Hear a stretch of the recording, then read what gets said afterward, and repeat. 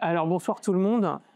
Alors bon, le sujet de la conférence c'est un peu étriqué. Je vais agrandir le scope sur plusieurs autres problématiques parce que en fait ce qu'on appelle le coup d'État électoral en Roumanie en fait est la pièce d'un puzzle beaucoup plus vaste. Que ce soit en matière de politique intérieure roumaine ou que ce soit dans la région que cela concerne, c'est-à-dire, je pense, la région qui va des Balkans jusqu'à l'Ukraine. Alors, tout d'abord, pour ceux qui ont vu hier soir en Pologne, donc un candidat pro-américain a gagné contre un autre candidat pro-américain, donc l'honneur est sauf. Je serais, moi, le président ukrainien, quand même, j'aurais quelques petites insomnies parce que le nouveau président polonais est le président de ce qu'on appelle là-bas l'Institut de la mémoire nationale, qui est une sorte d'organisation qui a été créée à la chute du communisme en Pologne pour réécrire complètement l'histoire officielle du pays dans le sens contraire de ce qu'elle avait été pendant 40 ans.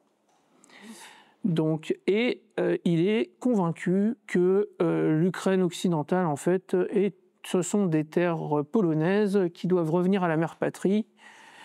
Et donc, je souhaite bien du plaisir à M. Zelensky pour défendre l'intégrité territoriale de son pays face à un tel président. Hein. Donc, ça, c'est un premier point. Alors, pour passer sur la question de la Roumanie. La question de la Roumanie est très importante, pour nous Français déjà, parce que la Roumanie est le seul État de la région qui est une création française. Hein, et il faut savoir que la Roumanie, en fait, a eu son indépendance, je dirais, restaurée après donc, une période d'occupation ottomane sous la pression et avec l'aide de la France,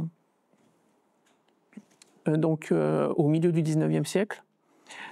Donc ce qu'on appelait bien avant la Moldavo-Valachie est devenue la Roumanie au XIXe siècle, et c'est un État qui a été créé sous les auspices de la France. Parce que la Roumanie est un État qui est, est un État qui ne va pas de soi, étant donné que c'est un État latin dans une mer de pays slaves tout autour. C'est un État qui, en même temps, est latin de culture, mais de religion orthodoxe orientale. Donc, ce qui est une sorte de contradiction, mais que les Roumains vivent très bien. Et puis, enfin, la Roumanie est un de ces pays tampons entre l'Empire russe et l'Allemagne.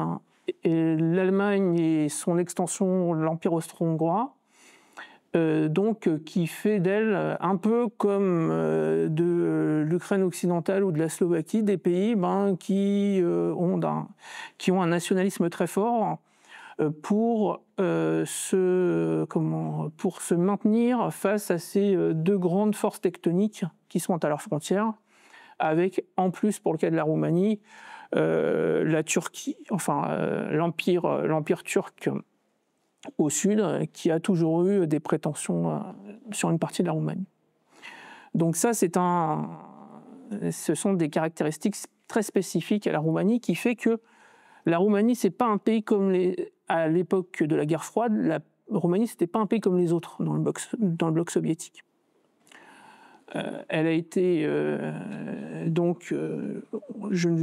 a été dirigée bien sûr par celui que l'on appelait le conducator, donc le guide, le Danube de la pensée, le génie des Carpates, et je vais encore en oublier, le Tovarășul Nicolae Ceausescu, président de la République socialiste de Roumanie. Le très bon ouvrage de Băsescu, qui est la meilleure biographie en français sur Ceausescu. Et donc, à la sortie, en fait, le régime de Ceausescu avait cette caractéristique que comme je vous l'ai dit, les Moldaves, les Roumains regardent très souvent vers la France. La Roumanie, d'ailleurs, est le pays le plus francophone de la région. Et Gheorghiu Diej avant lui et Ceausescu ensuite vont, à partir de la fin des années 60, du milieu des années 60, mener une politique de nationalisme roumain. Et du point de vue géopolitique, ils vont aspirer à être dans le camp socialiste, ce que De Gaulle était dans le camp occidental, c'est-à-dire un allié, mais un allié turbulent, un allié qui n'est pas toujours d'accord, un allié qui montre ses désaccords. Et ça, c'est très caractéristique en fait de l'esprit roumain. Pour l'anecdote, lorsque Gorbatchev réunit la dernière réunion du Conseil du Pacte de Varsovie, donc l'alliance militaire des pays communistes en 1990, vous avez donc tout le monde, on dit on va décider l'autodissolution du Pacte de Varsovie, et donc on met la résolution en voie, et un pays va dire... Et donc, on dit pour tout le monde, et puis, en fait, non, on fait d'abord contre. Et là, il y a Ion Iliescu de la Roumanie qui dit « Nous, on n'est pas d'accord ». Et là, il y a Gorbatchev qui le regarde et qui lui dit « Non, mais vous savez, nous, on s'en va. Donc, de toute façon, le pacte de Varsovie n'existera plus. » Oui, mais quand même, l'indépendance roumaine n'est pas à vendre. Nous, les Roumains, nous sommes contre la dissolution du pacte de Varsovie, etc. Oui, vous allez rester tout seul alors. Bon, ok, alors on s'abstient. Donc voilà, donc officiellement la Roumanie s'est abstenue lorsqu'on a dissous le pacte de Varsovie. Voilà, donc c'était une sorte de réaction d'indépendance nationale roumaine qui est très caractéristique de la classe politique roumaine. Et donc, quand on sort du régime de Ceausescu en 89, vous avez donc le système politique roumain va se réorganiser. Alors bon, il y a le front, on crée le Front de Salut National autour des... ce qu'on a appelé la révolution roumaine était une émeute populaire suivie d'un coup d'État interne au régime communiste, mené par Ion Iliescu, qui était l'homme de Gorbatchev, et puis avec un certain nombre de hauts dignitaires du parti qui vont s'y rallier, dont le ministre de la Défense, le général Stănculescu, qui va être vraiment le faiseur de roi dans cette affaire. Et à la sortie en fait du régime, il va y avoir trois forces qui vont s'affronter pour diriger la Roumanie qui sort donc de l'époque Ceausescu. On a d'abord les nomenclaturistes qui vont passer donc de la politique d'indépendance nationale roumaine à une politique pro-soviétique et puis très vite pro-américaine. Ils vont fonder, après moult péripéties, le Parti social-démocrate, qui va être le parti pivot, le parti qui va gérer la Roumanie post-communiste. En faisant d'ailleurs des alliances, des constructions, des majorités un peu bizarres, parce que la Roumanie va créer très vite une démocratie parlementaire, qui ressemble un peu à la 4e République. Et la 4e République, quand on est social-démocrate, on adore ça. Et puis, vous avez une deuxième force, elle issue aussi des rangs de l'époque Ceausescu. Donc là, vous avez le Parti social-démocrate, ça va être plutôt le haut du panier de l'appareil du Parti communiste roumain qui va s'y retrouver. Vous avez des cadres locaux et puis des personnes beaucoup plus, notamment dans les provinces, qui vont en fait garder du régime le nationalisme et le conservatisme, que l'on va retrouver dans le Parti de la Grande Roumanie, le Partia România Mare, dirigé par Corneliu Vadim Tudor. Pour la petite histoire, quand les journaux vous disent, quand les médias français vous disent « Oh là là, pour la première fois depuis la fin de Ceausescu, l'extrême droite est aux portes du pouvoir en Roumanie », manque de chance. Ils auraient juste dû regarder Wikipédia. il se serait rendu compte qu'en 2000, lors de l'élection présidentielle donc de l'année 2000, eh bien, au deuxième tour, on avait Ion Iliescu du Parti social-démocrate et face à lui, Corneliu Vadim Tudor du Parti de la Grande Roumanie, hein, qui avait quand même dans son programme des trucs assez hardcore, hein, notamment d'expulsion de tous les Roms. Vous aviez une politique contre toutes les minorités nationales, de roumanisation forcée des minorités hongroises et allemandes notamment. Il y avait plein de trucs vraiment sympas et joyeux dans ce programme. Et en plus, bien sûr, une politique irrédentiste assez agressive vis-à-vis du voisin, qu'est la Moldavie. J'en parlerai plus tard. Et puis, donc cette deuxième force-là, ce sont donc les nationaux conservateurs, je les appelle. Et puis une troisième force, ça va être l'intelligentsia, notamment urbaine, qui va s'allier aux minorités nationales non roumaines, donc notamment les Allemands de Transylvanie, les Hongrois aussi, et qui, eux, donc, vont fonder les partis de centre-droit, les partis libéraux. Alors, le Parti démocratique libéral de Traian Băsescu, et puis ensuite le Parti national libéral, qui a été au pouvoir depuis 2015. Et donc, entre ces trois forces, il va y avoir des épisodes assez violents. On peut vous en donner un, ce sont les minériades de 1990, hein, c'est-à-dire que Monsieur Iliescu et l'ancienne élite communiste commencent à être contestés par l'intelligentsia de Bucarest, notamment avec des grèves d'étudiants. Eh bien, qu'est-ce qu'ils vont faire ? Ils vont soudoyer le président du syndicat des mineurs de la vallée du Joux, qui était donc l'ancienne, les enfants protégés chéris du régime à l'époque de Ceausescu. Et puis, ils vont les faire descendre sur Bucarest en disant que les étudiants, en fait, sont manipulés par la CIA et les pays occidentaux. Et il va y avoir une bastonnade sévère dans le centre de Bucarest avec plusieurs centaines de morts. C'est des méthodes politiques un peu sympas.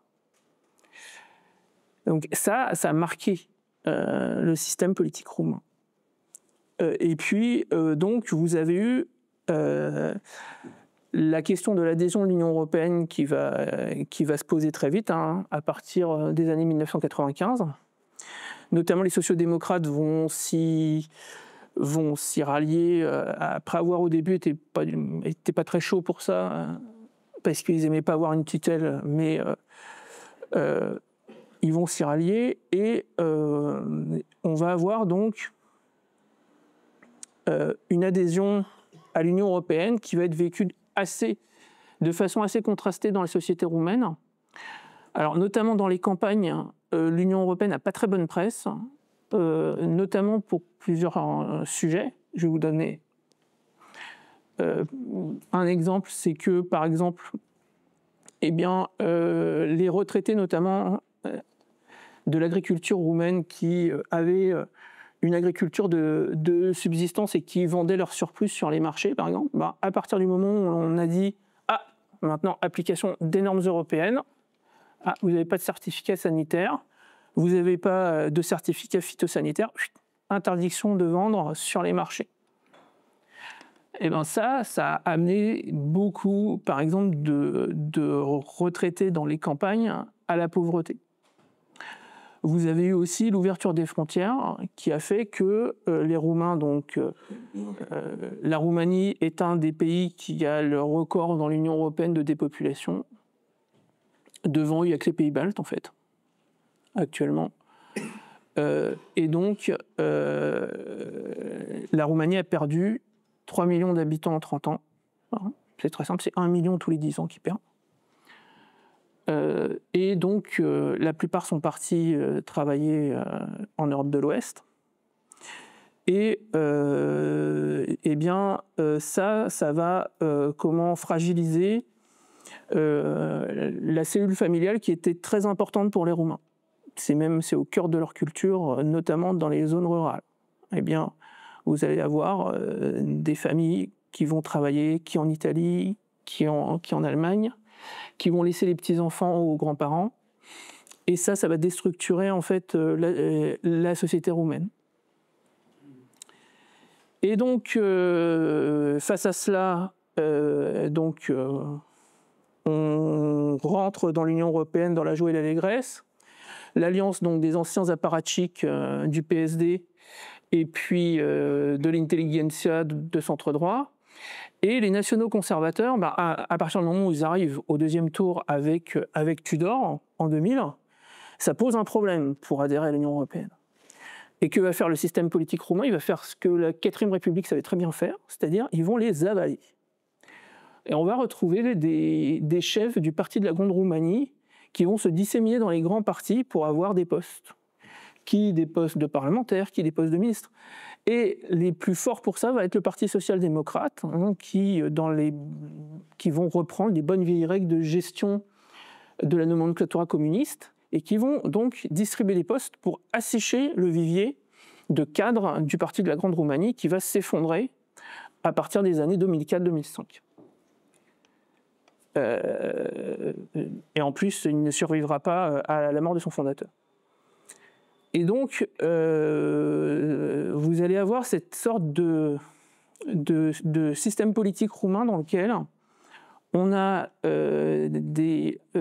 cohabitent dans les grands partis des nationalistes ultra-conservateurs et des sociolibéraux pro-européens, de façon, un peu choquante parfois, mais bon. Et ces contradictions, en fait, vont pouvoir être gérées tant qu'il y a des places à répartir. L'homme qui est le maître là-dedans, ça va être Ion Iliescu, donc le chef du Parti social-démocrate, ancien dignitaire de l'époque Ceausescu. Et puis, celui qui est son fils préféré, M. Ponta, qui sera Premier ministre aussi de plusieurs gouvernements, qui va survivre à tout, y compris aux accusations de corruption d'ailleurs. Mais voilà. Et en fait, pour faire tenir tout ce système-là, il va y avoir un élément central, c'est la corruption.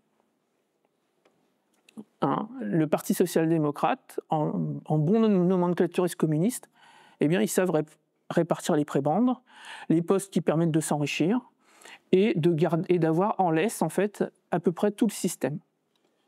Et donc, vous avez une sorte d'état profond roumain néo-communiste qui va prendre petit à petit le contrôle, qui va garder le contrôle de cette Roumanie post-communiste. Pour garder son pouvoir, elle va utiliser donc... elle a une arme absolue, donc ça va être l'ex-Securitate, qui s'appelle le SRI, le Service de renseignement d'information.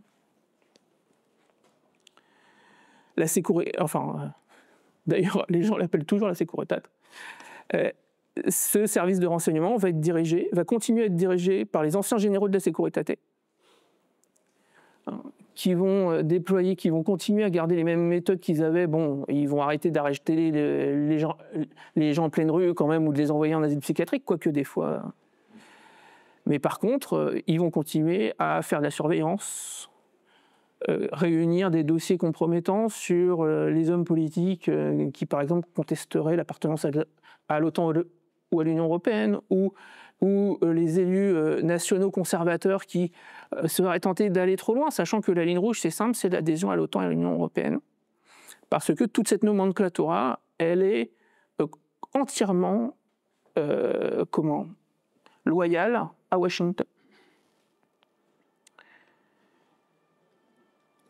Et donc, je pourrais vous citer le nom de certains directeurs du SRI, comme M. Timofti, par exemple, Radu Timofti, qui est un général de la Securitate, qui était directeur du SRI de 2001 à 2006, ou M. Gheorghe Maior, qui lui, alors n'était pas issu de la Securitate, mais dont le papa était un universitaire très connu à l'époque de Ceausescu et qui ne pouvait pas arriver au poste où il était arrivé dans les universités sans balancer quelques collègues à la Securitate. Voilà.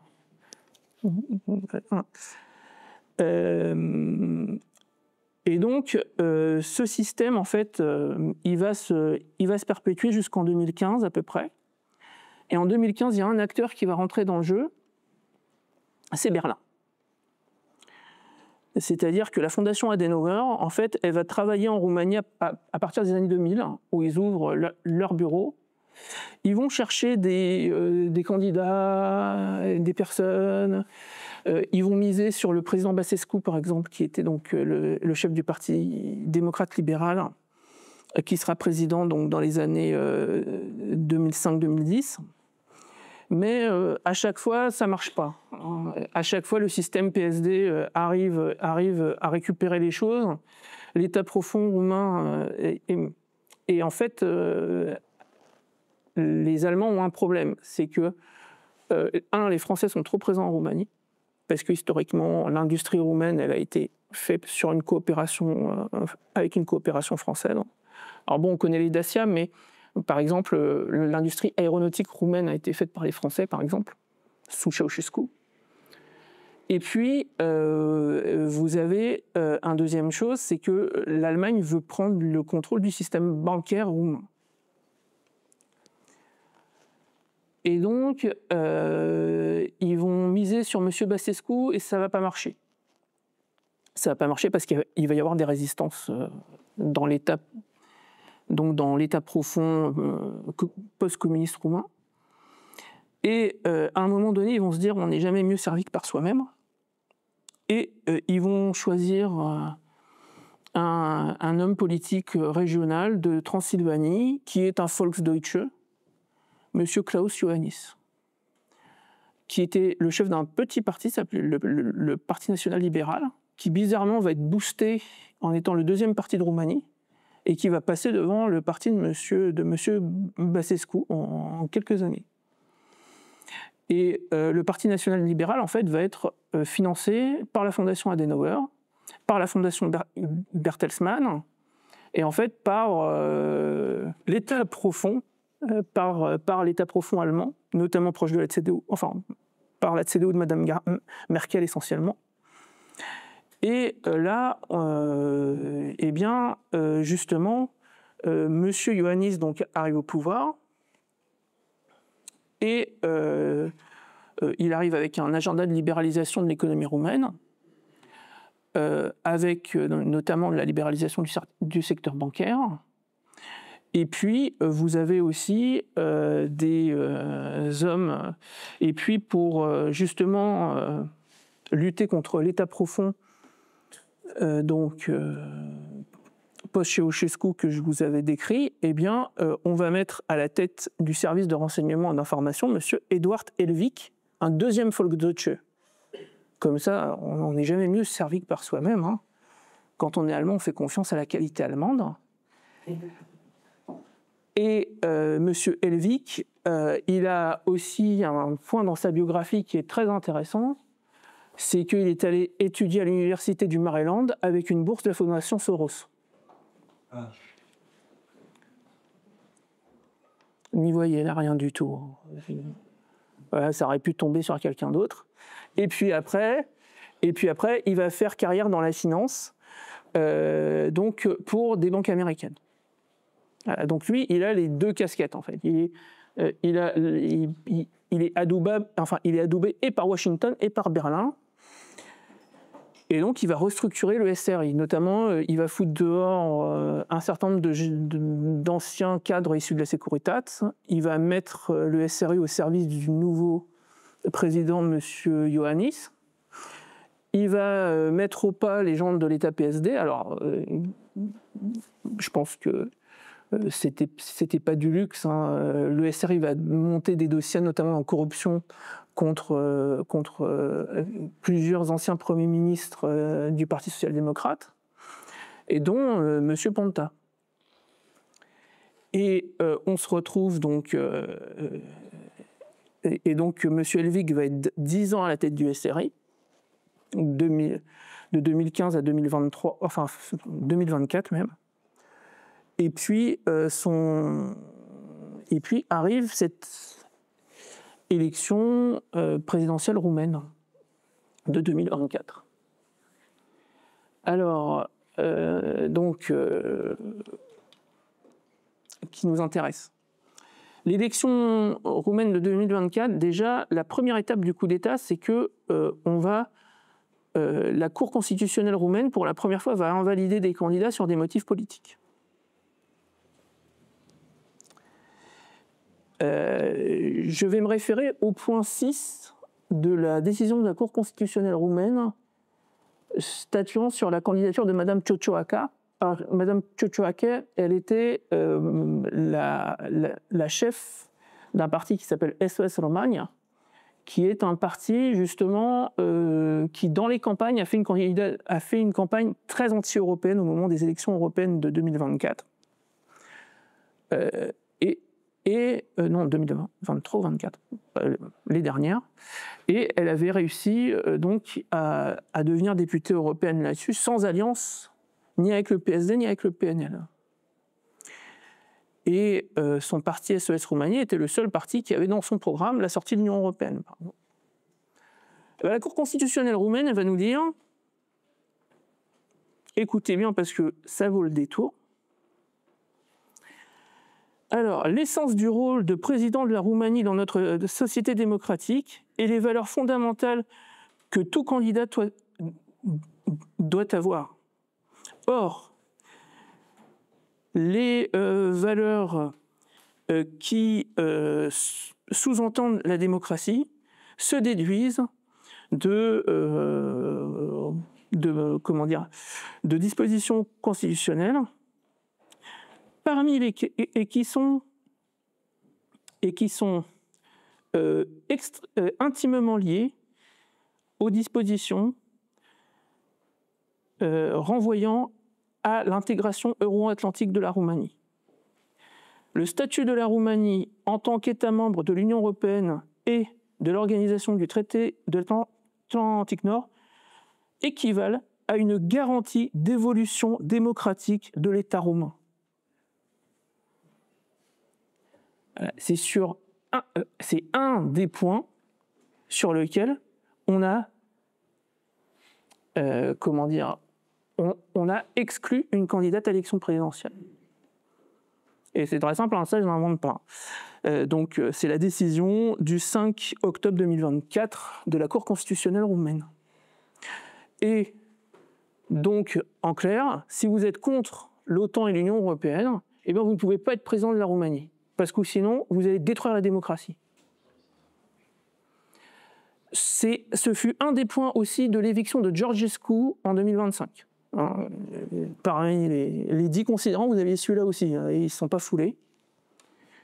Donc ça, c'est une première chose. Et là, vous avez une évolution dont je pense qu'elle va faire tache d'huile dans beaucoup d'États membres, c'est-à-dire autant Union européenne égale démocratie, et donc si vous êtes contre, on va pouvoir, vous empêcher de vous présenter aux élections, et deux, voire même dissoudre les partis dans un deuxième temps.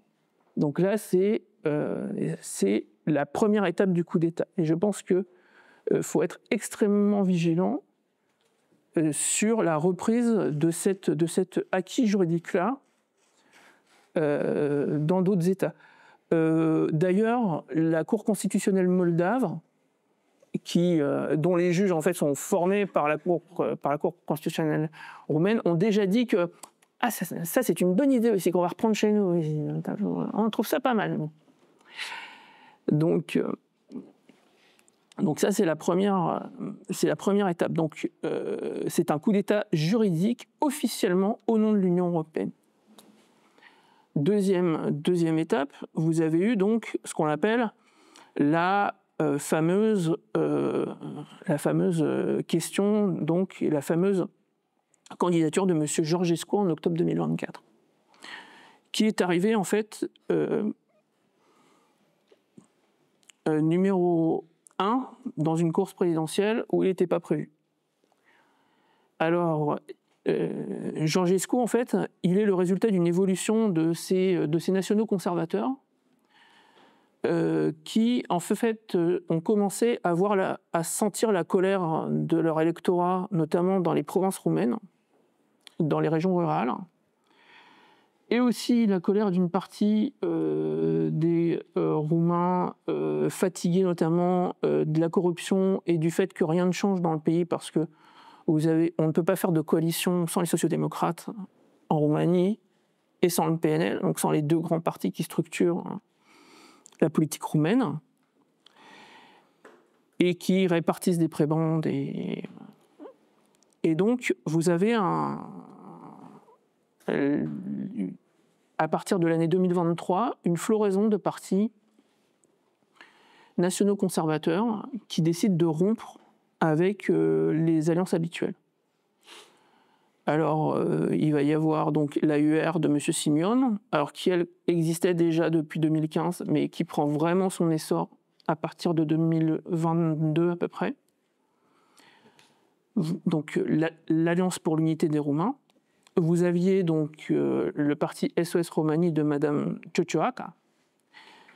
Et puis on a un candidat, M. Georgescu, qui va commencer à surgir sur TikTok, qui est un ancien, je dirais, bureaucrate de l'État roumain, qui, je pense, devait avoir sa carte au PSD comme à peu près tout le monde dans la bureaucratie roumaine à cette époque-là, mais qui va en fait avoir une chose, c'est qu'il dit « Moi, je ne dépenserai pas un centime dans ma campagne électorale, je ne dépends de personne ». Et ça va séduire l'électorat roumain. Et puis, il va dire, il va montrer qu'il est comme le Roumain de base. Et puis, enfin, l'État profond n'a pas de prise sur lui parce qu'on n'arrive pas à lui trouver un scandale de corruption ou ce genre de choses qui faisait que, en général, quand on avait un candidat hors système, on le disqualifiait comme ça.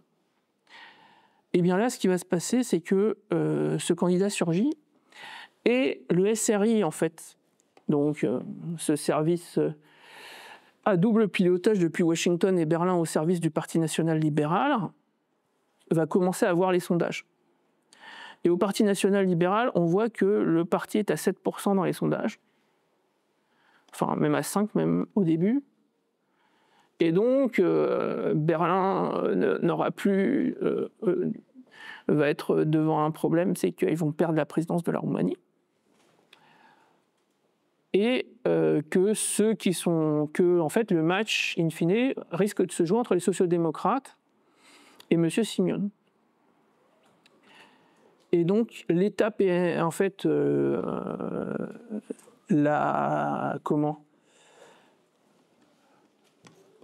l'establishment germano-américain qui dirige le PNL va décider de faire monter M. Georgescu pour diviser justement les partis, le vote de M. Simeone et le vote social-démocrate. Parce que dans le vote social-démocrate, vous avez ces populistes conservateurs, nostalgiques de l'époque Ceausescu, qui sont dragués par le PSD une fois de temps en temps, notamment le chef du PSD fait une ou deux déclarations contre le mariage homosexuel et les mœurs dépravées de l'Occident pour les rappeler à l'ordre en général, et ça marche. Et là, donc, pour que le PNL puisse monter, il faut faire descendre les autres. Et pour faire descendre les autres, il faut faire monter un nouvel acteur. C'est M. Georgescu qui est choisi. Et donc, la presse roumaine a démontré que la thèse, en fait, c'est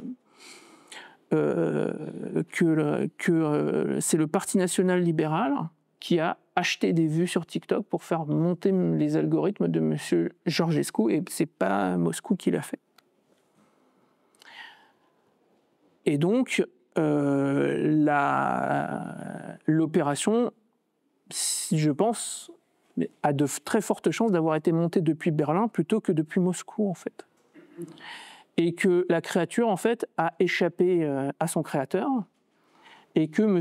Georgescu est monté trop vite et trop haut, et que, au lieu de permettre au Parti national démocrate d'arriver au deuxième tour en se faufilant entre les sociodémocrates et M. Simeone, eh bien, au contraire, il est monté au deuxième tour avec une deuxième candidate, d'ailleurs, issue d'aucun des deux grands partis, qui est Mme Lasconi, donc, qui est une centriste pro-européenne. Et là, que faire ? Alors, au début, on va tenter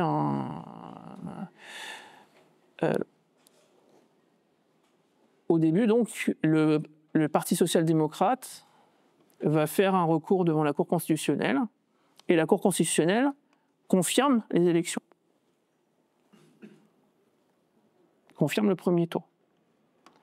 Et vous allez avoir ensuite, que va-t-il se passer ? Le PNL et Berlin vont sortir leur baguette magique.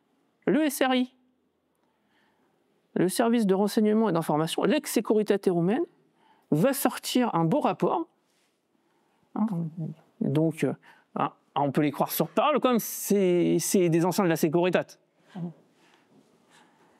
Ils vont sortir un beau rapport où ils vont dire écoutez, monsieur Kalin Georgescu a bénéficié de manipulations depuis Moscou. C'est les Russes qui ont fait monter son algorithme sur TikTok, parce que c'est bien connu, TikTok est une application russe. Et puis, on n'a pas des preuves parce qu'elles sont secrètes et classifiées, mais croyez-nous sur parole, c'est vrai, croix de bois, croix de fer. 24 heures après la publication de ce rapport, la Cour constitutionnelle fait ce qu'une juridiction ne fait jamais.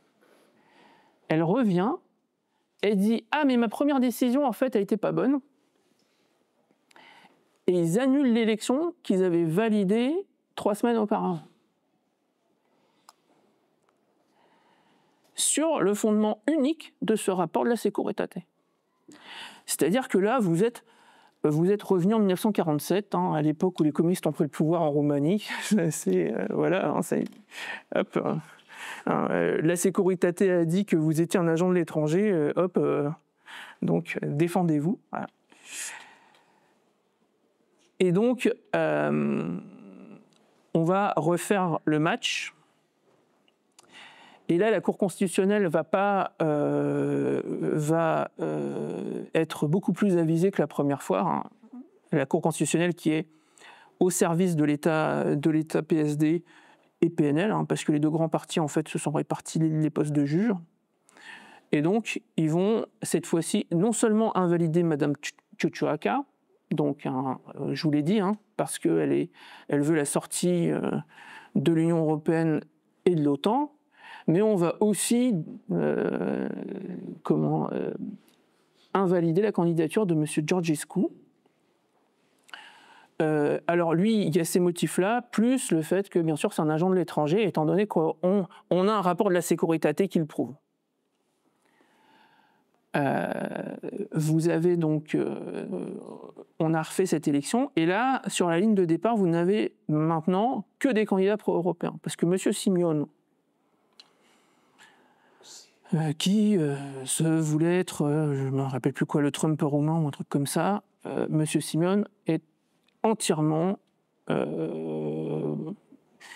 est un européiste de droite, voire d'extrême droite, qui n'a jamais eu la tentation, même en rêve, même dans sa cuisine avec sa femme, de sortir de l'Union européenne, et qui veut simplement faire une sorte de... Lui, son projet, c'est plutôt l'urbanisation de la Roumanie, c'est-à-dire on proteste un petit peu, et puis on dit que l'Union européenne est méchante, et puis voilà quoi. Déjà, protester, c'est déjà agir, comme dirait notre président. Et vous avez un... Mais Georgescu va se rallier à Simeone, malgré toutes ses imperfections. D'ailleurs, il n'y avait pas trop de choix. Et vous avez donc au premier tour, M. Simeone donc, fait 42%, le second, je crois, est aux alentours de 20%, donc M. Crin-Georgescu, de mémoire. Et vous avez et là, il va se produire un miracle, comme on n'en connaît jamais en politique.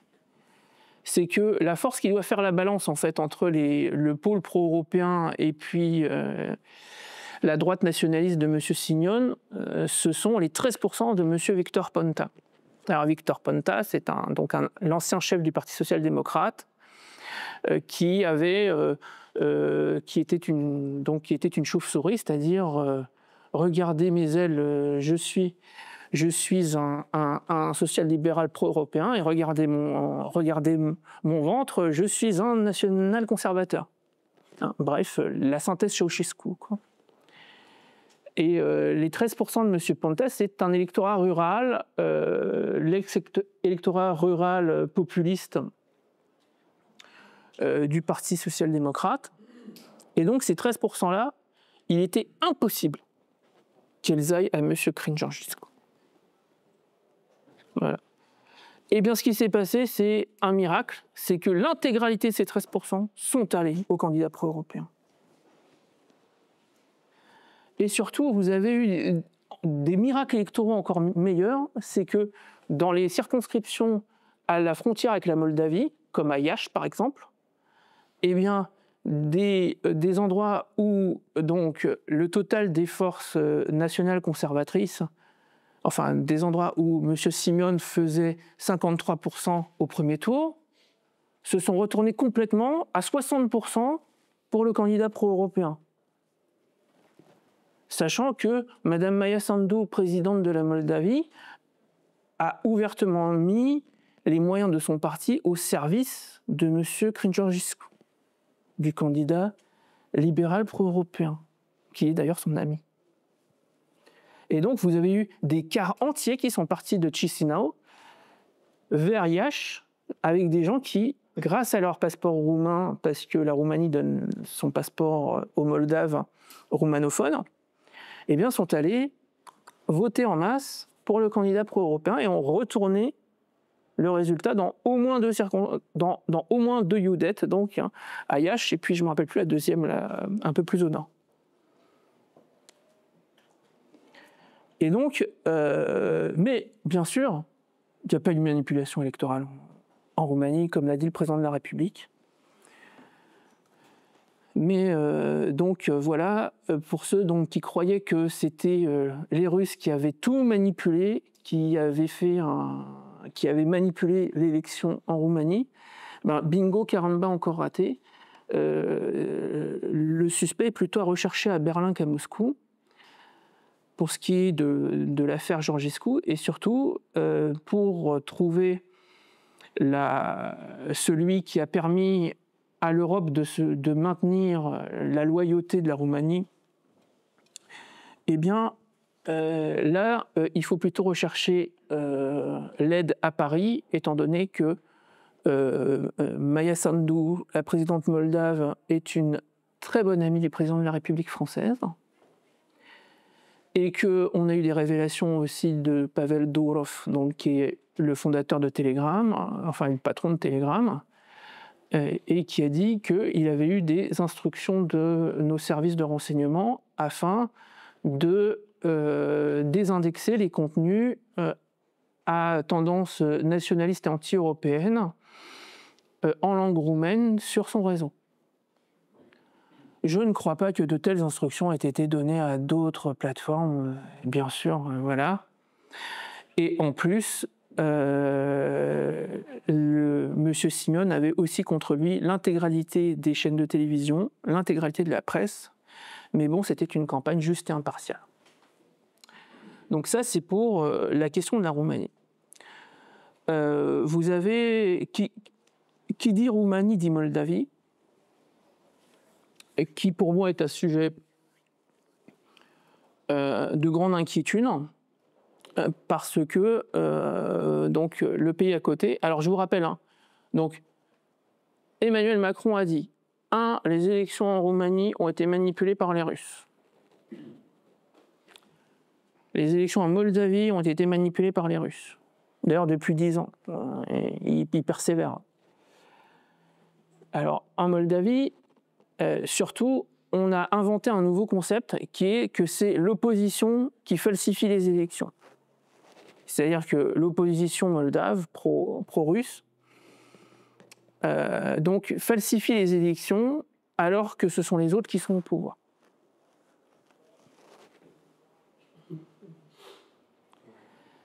Et en plus de cela, pour lutter contre la manipulation de ces élections, le pouvoir moldave a adopté des mesures très démocratiques, à savoir l'interdiction de tous les médias russophones en Moldavie, l'interdiction de chaînes de télévision et puis organes de presse. Ils ont mis en prison, ils ont lancé un mandat d'arrêt contre des députés d'opposition. La présidente de la Gagaouzie, qui est une région russophone dans l'est de la Moldavie, qui est donc région autonome, eh bien, a une incrimination pénale contre elle et va au tribunal tous les jours en ce moment, et est menacée d'être mise en prison, et son parti est menacé d'être interdit par la Cour constitutionnelle moldave. D'ailleurs, l'un des motifs du procureur, c'est qu'ils sont contre l'intégration européenne qui est inscrite dans la Constitution moldave depuis l'an dernier. Constitution moldave donc, qui a été modifiée par référendum à 50,3% pour, 49,7% contre. Et écoutez bien, au début de la soirée, quand les bureaux de vote à l'intérieur de la Moldavie avaient été complètement dépouillés, eh ben on était à 53 contre 47 pour. Et puis quand les bureaux des Moldaves de l'étranger ont été dépouillés, hop, comme par magie, retournement, 50,3% pour. Et en Moldavie, c'est à peu près comme ça pour toutes les élections. C'est-à-dire que la diaspora moldave, en fait, a cette capacité géniale de renverser tous les résultats des élections. C'est-à-dire que des gens qui vivent à l'extérieur, qui ne vivent pas les décisions qui vont être prises, eh bien, retournent le résultat du vote dans un pays. Et donc ça va entraîner effectivement des tensions intercommunautaires en Moldavie, étant donné que le pouvoir moldave actuel est très farouchement pro-roumain, ce qui énerve un certain nombre de minorités nationales, dont les Gagaouzes, dont les Russes, qui sont 17% de la population. Il faut savoir qu'en Gagaouzie, à l'époque du régime de M. Antonescu, donc dans les années 40, à l'époque donc de l'occupation, enfin de ce que eux appellent l'occupation roumaine, donc du régime d'Antonescu, les Gagaouzes ont été massacrés par l'armée roumaine de façon massive, et que moi, je suis allé en Moldavie il y a quelques années, et j'avais une amie gagaouze qui me disait « mais c'est très simple, quand tu vas sur un marché et qu'un vendeur gagaouze entend une personne roumaine avec l'accent roumain, elle ne la sert pas. »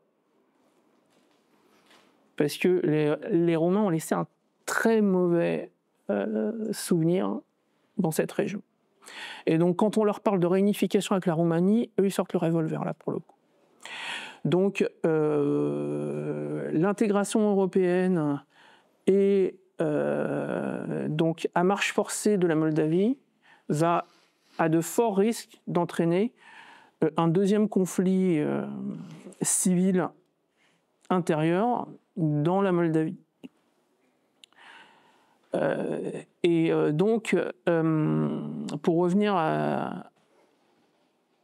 au coup d'État roumain, donc le deuxième de son histoire, enfin le deuxième de son histoire récente, parce qu'il y en avait eu auparavant, vous avez donc ce dont je pense que l'on va voir se développer dans tous les pays de l'Union européenne, c'est-à-dire une prise en main policière des systèmes électoraux au nom de lutte contre l'influence russe. Et donc, on doit s'attendre à avoir ce type de manipulation se multiplier dans l'espace européen et à ses marges. Voilà, je vous remercie.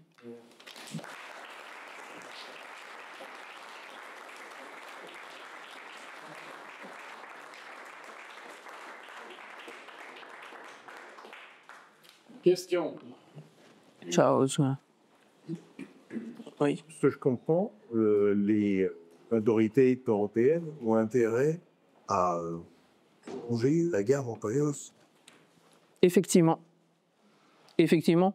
D'ailleurs, ça répondra enfin à la question qu'avait dit Jacques Chirac, un de ses conseillers, quand il lui avait dit « Mais l'Union européenne, qu'est-ce qu'ils peuvent faire contre nous si on n'obéit pas? Ils n'ont pas les chars. » Eh bien, le but de l'Union européenne, c'est actuellement d'avoir les chars.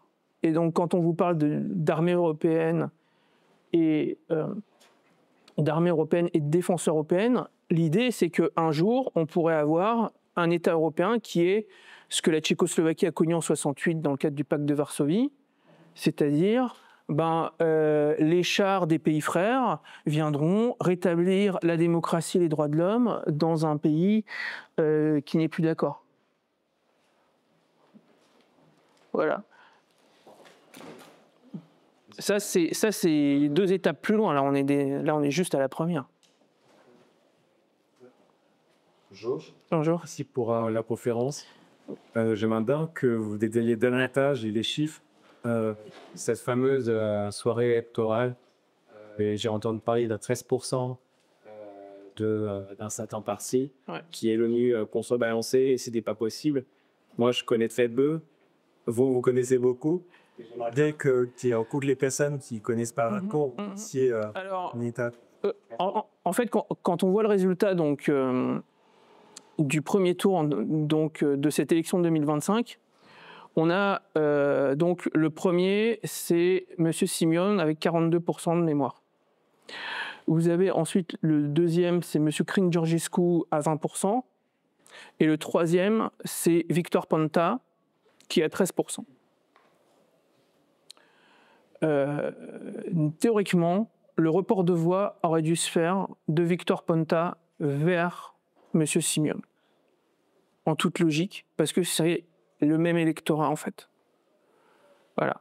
Alors, la grande différence, c'est que M. Simeon est plus libéral, et plus à droite et libéral, et M. Ponta est plus socialisant. Donc, effectivement, mais sur, je dirais, l'essentiel, c'est-à-dire la conception nationale conservatrice des choses et le populisme, le national-populisme, c'était des électorats qui sont beaucoup plus miscibles, en fait, qui peuvent beaucoup mieux se mélanger qu'avec un candidat des classes, enfin un candidat libéral urbain comme l'était M. Krin-Georgescu. Voilà, dont le programme, normalement, voilà, vous présentez ça à un paysan roumain, voilà, il vous jette des pierres, quoi. Enfin, je veux dire. Donc voilà, en fait, ce qui s'est passé, et la version officielle vous dit que non, mais ces 13%, en fait, ils sont passés à M. Krin-Georgescu. C'est-à-dire que des gens qui n'auraient jamais voté pour un candidat libéral se sont mis à voter pour lui. Et en plus, ils ont eu le renfort de plusieurs centaines de milliers d'électeurs moldaves. Donc voilà. Oui.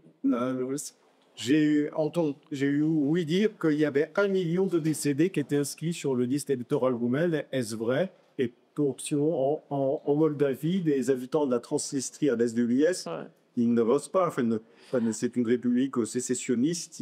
Alors, la Transnistrie, c'est une très bonne question. Alors, vous avez 40% de la population de la Transnistrie qui est moldave, il faut le savoir. En fait, moldave roumanophone. D'ailleurs, c'est marrant parce que, ce qui est significatif, c'est que en Transnistrie, on apprend le moldave version soviétique en écriture cyrillique. Voilà. Alors qu'en Moldavie, en République de Moldavie, on est passé au caractère latin, comme dans la mère patrie voisine en 1990. Donc ça, c'est un... Mais effectivement, il y a environ, je crois, 300 ou 400 000 électeurs moldaves en Transnistrie. Ce qui est vraiment très bizarre, c'est que les jours des élections, la police moldave ferme les ponts en Transnistrie, avec la Transnistrie, pour empêcher ces gens-là d'aller voter. Voilà. Hein, parce que la seule fois où ils sont allés voter, c'était donc en 2015, de mémoire, ouais, ça doit être, non, 2016. Et ils ont fait élire ils ont fait élire le chef du Parti socialiste moldave, Igor Dodon, donc russophone, et d'ailleurs de gauche anti-LGBT. Oui, c'est un composé que vous ne voyez que dans ces contrées-là. Et alors, donc, on a retenu la leçon depuis. Et quand Madame Sandu a été élue, la première décision qu'on a prise, c'est que pendant les élections, on ferme en fait les points de passage avec la Transnistrie pour être sûr qu'on enlève 100 à 200 000 électeurs russophones. Ça, c'est pour la Moldavie. C'était quoi votre deuxième question ? 1 million de décédés. Ouais. Alors ça, c'est effectivement, c'est un point qui a été soulevé par M. Simeon dans sa campagne et par M. Georgescu d'ailleurs. C'est pas impossible, sachant que que faire voter les morts, c'est une technique assez courante en fait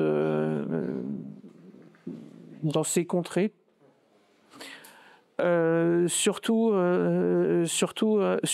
quand les élections sont serrées. Et ce qu'on vous dira, c'est que, vous savez, dans les municipalités rurales, l'état civil est tellement mal tenu. Donc, voilà. Et puis, vous avez aussi des gens moldaves de l'étranger aussi qui peuvent être amenés à voter 2 fois. Parce que en fait, les Moldaves de l'étranger, ils peuvent voter en Roumanie et puis ils votent aussi à l'ambassade. En fait, ils donnent procuration en Moldavie à leur grand-père, leur grand-mère, leur papa, leur maman. Et puis ensuite, ils votent aussi à l'ambassade ici. Donc voilà, ils peuvent aussi voter 2 fois parce que c'est pas contrôlé. Bonsoir Romain, merci pour votre exposé. Depuis, il y a eu des élections également en Allemagne et M. Thierry Breton s'était vanté de pouvoir que le système puisse refaire en Allemagne, c'était eu fait en Roumanie. Ça n'a pas été vraiment nécessaire de l'instant de l'AfD, mais d'après vous, comment ils auraient opéré si l'AfD avait fait un score? Non. Déjà, ça veut dire qu'ils opèrent à la France cachée Oui. Oui, maintenant il se cache plus. De toute façon, là, on est sur la. En fait, on utilise l'arme juridique contre les opposants à l'Union européenne. Donc, si on l'a fait en Roumanie, on pourra le faire en Allemagne. En Allemagne, c'est encore plus facile parce que vous avez un organe qui s'appelle l'Office de protection de la Constitution, qui a la possibilité de déclarer extrémiste n'importe quel parti et puis de le faire interdire. Donc, entre les deux, on pourrait avoir des mandats de députés invalidés pour cause de ça. Hein.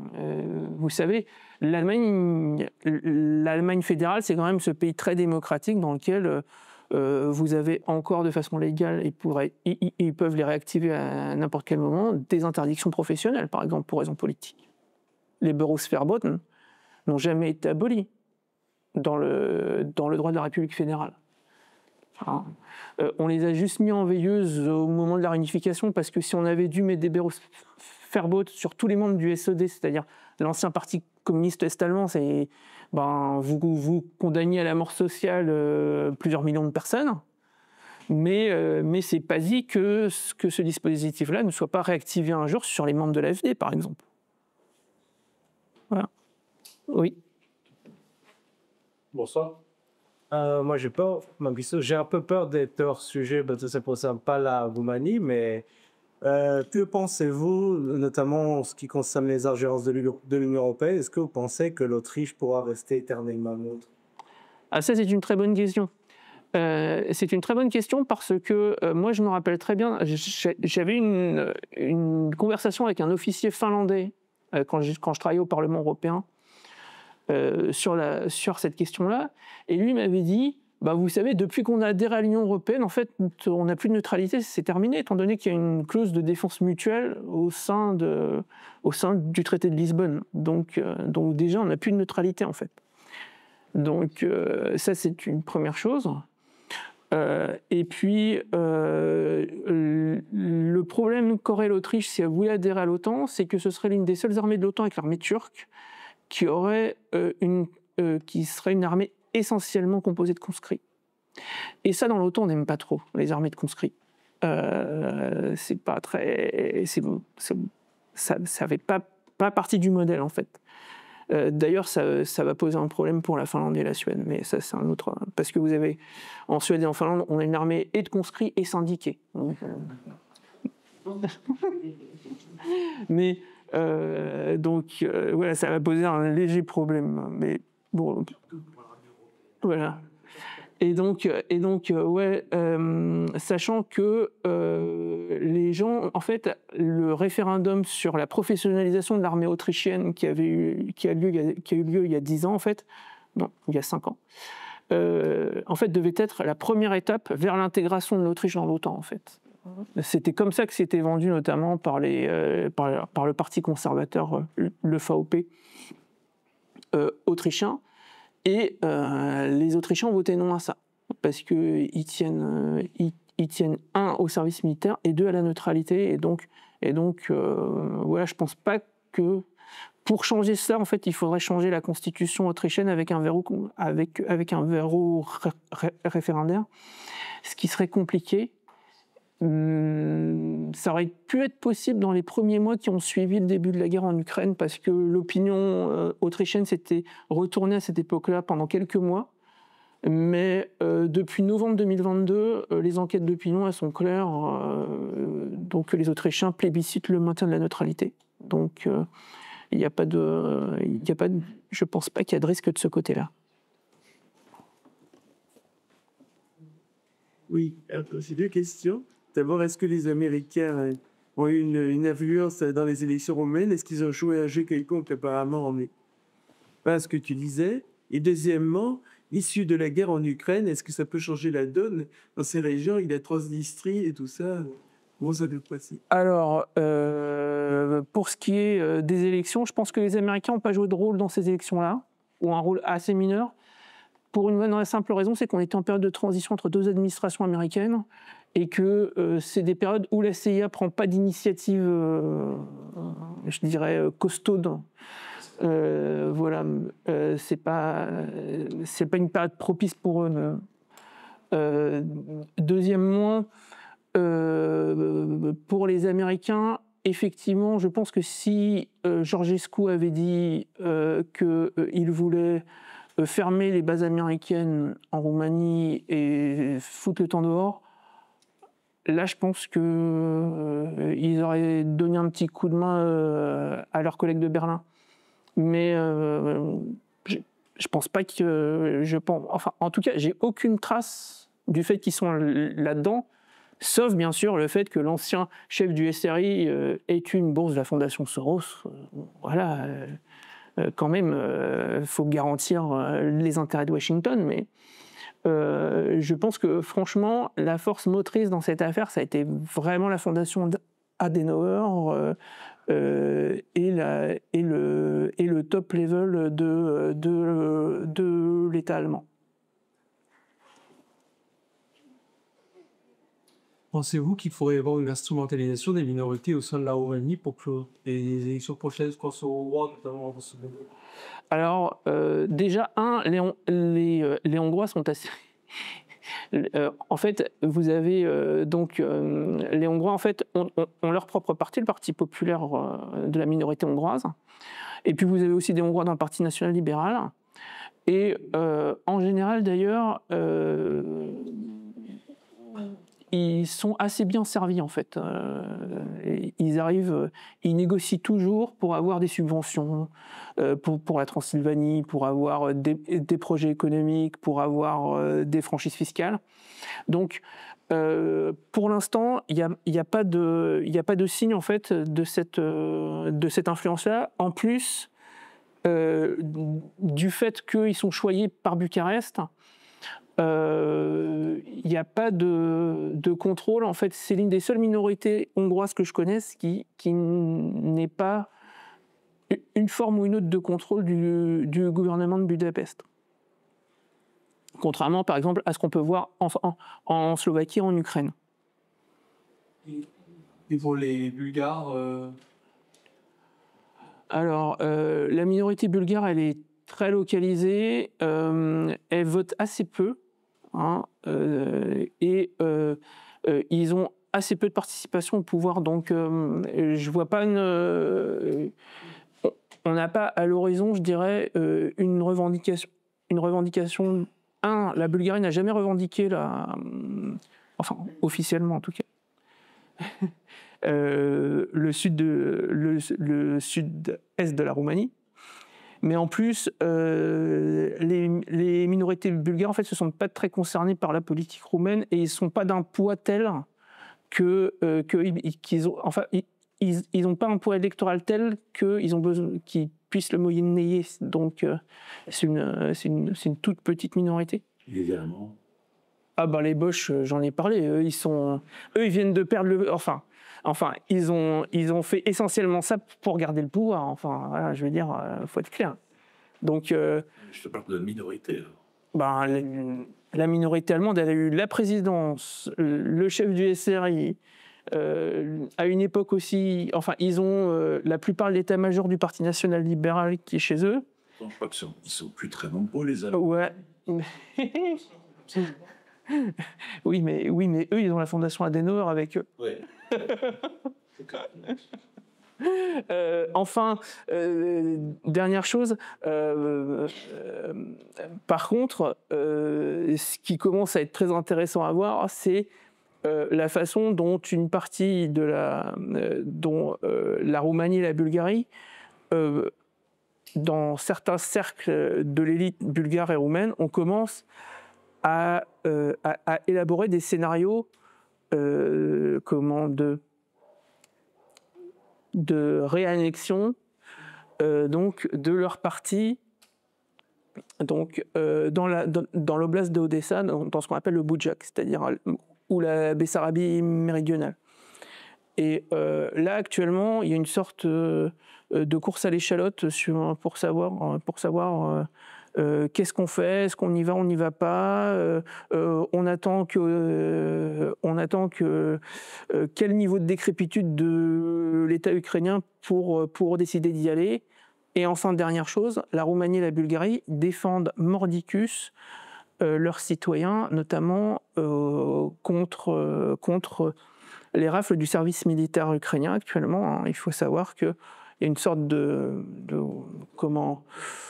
modus vivendi, je dirais, qui est que la Bulgarie et la Roumanie disent, et la Hongrie d'ailleurs, disent, et la Slovaquie, disent aux Ukrainiens, si vous touchez aux miens, si vous les enrôlez dans l'armée ukrainienne, eh ben, moi, je vais mettre un veto au prochain paquet d'aide pour l'Ukraine. Et donc, ces minorités-là sont comment dire, protégées de la conscription forcée. Voilà, sachant que le gouvernement ukrainien a beau mettre des affiches, des clips à la télé en hongrois pour dire engage-toi dans l'armée ukrainienne, ça convainc pas grand monde actuellement. Voilà. On va voir les dernières. Oui. En tout. Oui. Vas-y, évoque pendant l'Even. Merci Romain. Est-ce que cette victoire, en mon est une victoire à la Tyrus, c'est-à-dire est-ce que les patriotes roumains pourront capitaliser suffisamment de force pour que le prochain quinquennat bascule d'un côté plus sain? Alors, c'est possible, mais dans la politique roumaine, rien n'est jamais certain. Quand tu as un système politique avec un tel degré de corruption Et je dirais, de combination, rien n'est jamais certain. Donc, oui, si tu penses que le système politique romain reflète l'énervement de sa population, ça, il est clair que quand vous voyez les cartes électorales, vous voyez très bien que les populations, en fait, des provinces notamment, plus vous allez à l'est, plus le vote Simeone a été important, sauf au deuxième tour à Iași, où là, bizarrement, il y a une anomalie électorale. Mais sinon, donc vous avez ça. Vous avez un nationalisme roumain qui, de toute façon, était là avant et là maintenant, et je pense va continuer à perdurer, sachant que ce qui est très significatif en Roumanie, c'est que vous êtes sur l'un des seuls pays de la région dans lequel la fécondité augmente depuis 2015. En fait, elle est tombée au fond du trou en 2000. Elle a commencé à remonter assez lentement dans les années de 2000 à 2010. Et puis là, elle remonte de façon assez significative. Ils sont à 1,63 par exemple, alors qu'ils étaient tombés à 1,15 en 2000. Donc vous voyez, le nationalisme roumain, il se nourrit aussi d'une société assez vitaliste de ce point de vue-là. Donc c'est assez intéressant. Quand on prend les travaux d'Emmanuel, n'est-ce pas, on voit que la démographie montre des signes très encourageants dans ce pays. Donc, sinon, donc ça c'est un point important. Même si ça ne compense pas l'émigration massive des Roumains, en tout cas, vous avez les Roumains qui restent dans le pays font des enfants. Donc c'est un truc qui est quand même à souligner. Donc voilà. Donc je dirais que vous avez les constantes et puis vous avez le système politique roumain. Voilà. Dernière. Ouais. Comment réagit la population générale lorsqu'il est dans est-ce qu'il y a des contestations? Alors, la contestation a eu lieu au moment de l'invalidation de la candidature de Georgescu. On a eu des manifestations monstres dans Bucarest. Et puis, ça s'est éteint au moment de la fin du deuxième tour, pour une raison aussi relativement simple, c'est que Simeone est un candidat beaucoup moins charismatique que Georgescu, en fait. Donc, sa candidature ne soulevait pas les foules comme chez Georgescu. Et deuxièmement, Simeone avait un truc contre lui, c'est que il était le candidat issu du système et hors système en même temps. Donc, ça a été moins facile d'avoir une base mobilisable de son côté plutôt que du côté de Georgescu. Enfin, il faut ne jamais oublier, nous Français, que la plupart des peuples du monde ne sont pas aussi politiques que nous. Et donc les Roumains sont un peuple très nationaliste, qui ont un nationalisme tribal vraiment chevillé au corps, mais par contre, c'est pas un peuple qui se mobilise politiquement de façon... en fait, il se mobilise politiquement par éruption, mais les Romains ne sont pas des passionnés de politique comme les Français. Voilà. Oui, une petite question. À t'entendre, mais tout ce que j'ai entendu s'entend à nous, chauffeur, n'en fait que de confirmer ce que moi j'attends depuis des années, mais à entendre ta description du personnel politique romain, en général, j'ai l'impression d'avoir affaire à un personnel politique le plus fourbi, au sens biologique du mot, j'entends parler que de types qui passent d'un monde à un autre, sans vergogne, qui étaient des bureaucrates staliniens faisant régner la terreur, qui deviennent des agents américains du jour au lendemain, des tournants à 180 degrés comme ça. Est-ce qu'il y a la moindre personne qui, dans ce pays, dans le personnel politique, a une colonne vertébrale? Ah, ça, c'est une bonne question. Alors, celui qui en avait une est mort, c'était Corneliu Vadim Tudor, le chef du parti de la Grande Roumanie, qui lui, alors là, pour le coup, a laissé une véritable œuvre politique avec un... Bon, même si on ne peut pas être toujours d'accord, parce que bon, voilà, quand il vous a dit, quand il vous disait que la Shoah par balle en Bessarabie n'a jamais existé, voilà, bon, c'est... Voilà, c'est un truc... Voilà. Mais sinon, il avait une véritable œuvre et colonne vertébrale politique. Après, le reste du personnel politique roumain, actuellement, Georgescu, par exemple, a décidé de quitter la politique. Il est sorti complètement dégoûté de l'épreuve, voilà. Donc, pour moi, la Roumanie actuelle ressemble beaucoup à ce qu'on a connu. Alors, la mafia en moins, enfin, la mafia, je dirais, violente en moins, à l'Italie de la Deuxième République. Non, de la Première République. Donc, de 45 à 93. Vraiment, avec ces combinations parlementaires permanentes, des gens qui retournent leur veste, qui passent d'un camp à un autre en permanence et qui sont des nationaux conservateurs un jour, et puis qui vont siéger au groupe social-démocrate 6 mois plus tard, et puis que vous allez retrouver au Parti national-libéral 8 mois plus tard, et puis qui ensuite reviennent chez les nationaux conservateurs. Voilà, c'est... il est clair qu'on est face à Et Georgescu a eu la tentation, je dirais, de changer cet ordre des choses et de capitaliser sur la fatigue des Roumains de ce système. Maintenant qu'il a été exclu par le système,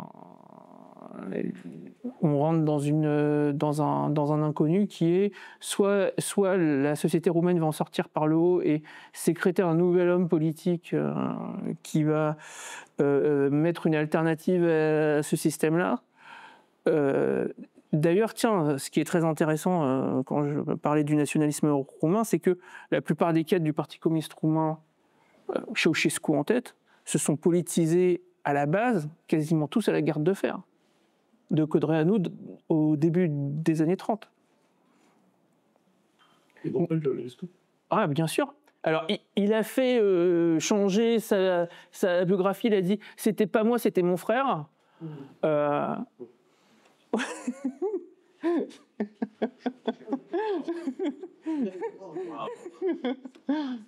Mais quelle est la position politique de l'Église orthodoxe? La position politique de l'Église orthodoxe, c'est d'être en général du côté du pouvoir, et puis grosso modo, de dire faites ce que vous voulez, mais sur les sujets de société, faut quand même éviter que nous devenions ce que sont les pays occidentaux. Grosso modo, c'est ça.